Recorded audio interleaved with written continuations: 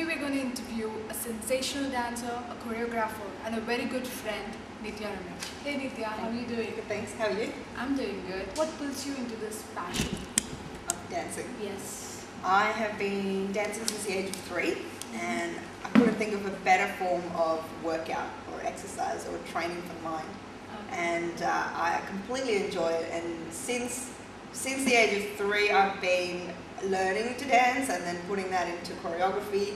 And I couldn't think of anything more enjoyable than actually teaching what I've learned to Okay. everybody else out there. Okay. So that's what pulls me. That's That's nice. it. So when did you reach Australia? I came to Australia in 1990. I completed part of my Bharatanatyam training, came here and started to do a bit of kuchipudi, and I also learned calisthenics, which is the Western style of gymnastics and dance put together, which is quite strenuous. Okay. But I learned what style of dance is taught in Australia Okay. and how they like to be taught and what they expect in teaching, Oh. and applying that into the Indian style as well. I Okay. worked out this was good exercise. But back then it was more about studies Okay. as opposed to dancing. Oh yeah. And later on I came back to it. So what triggered you to start this dance school? The actual dance school was triggered off by my experience at the Commonwealth Games ceremony that happened here. For the closing ceremony for the Commonwealth Games, we had to be involved in a dance performance for Sunidhi Chauhan, Oh, nice. and we were the background dancers for her songs, and that gave everybody an idea of what Bollywood dancing is all about here, and it made me realise, oh, look, there is a talent here that I've got that I need to show to the people out here that we can keep this going. Seeing as now they know what it is and they know where they can get it. 2006? I can't remember. A couple of years ago. Okay. When the Commonwealth Games closing ceremony happened, that's pretty much when I started. So when did you start 2006. this? I like November 2006 from memory. Yeah, How many students do you teach? got various number of students in every class. It could range from 5 minimum till right through to sometimes 20 in a class, and they're all casual classes.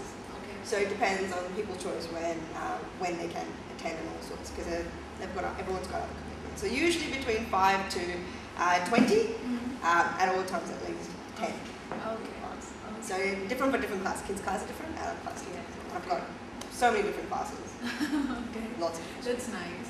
So how does Bollywood stand out from other dances? It makes dancing a little bit more exciting, sort of like an acting sense, as opposed to just playing same steps over and over and over again. At least there's a reason for why you're dancing. There's a bit of a story in there.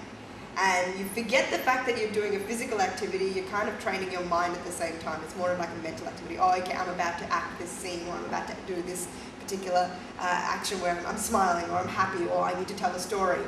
So you forget the fact that, oh, I'm here just to do an exercise, just to get fit. When you forget that part and you're kind of training your mind, you get a physical activity at the same time as well. So physical and mental activity at the same time. That's pretty much what I would say Bollywood is. Bollywood dancing is all about. Makes it different. Okay. So how do you feel about the widespread of this Bollywood culture or Bollywood dance in the Western society? I think it's a really good idea. At least the Western culture gets to see what happens in the Eastern culture, because I think Eastern knows a lot about Western. And it's about time we all shared a bit of ideas about each other and make it a bit more globalized, I guess. Oh, okay. What's happening out there? So Globalization. that's right. It's all there, and they get to see what we find interesting in dancing, and I'm happy to see the Bollywood culture being spread. I'd like to see all the other woods out there too, Hollywood, but one step at a time. Yeah. So what does it have? I mean, the impact of Bollywood on the Western culture. What do you think is the impact? As in how major it is? Yeah, how major it is. I think it's still got a long way to go. It's still in pockets. It's starting to become major in, say, movies like Slumdog Millionaire, songs like J-Ho, Yeah. done by Pussycat Dolls and all sorts. It's starting to spread. So I think the impact's big, but it can get bigger. Okay. Well, like I said, one step at a time. But Okay. I think it's having a good impact at the Yeah. moment. Yeah. So in the future, do you think Bollywood dance should combine with any other kind of dance? I think it already has.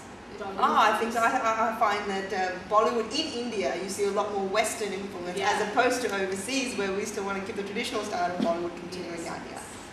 For the Indians overseas, we still like to keep the traditional style. But I think Bollywood, in the actual Bollywood sense in India, it's mainly all Western. You can see salsa, you can Yes, see yes. jazz, you can see ballet, contemporary of everything.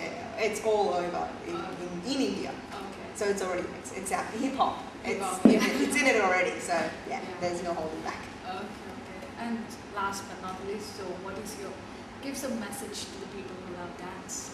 I would say if you want a good workout and if you really are passionate about getting fit, dancing is the way to go. It's the quickest, most exciting, most entertaining way to get a good workout. Go for it and keep dancing.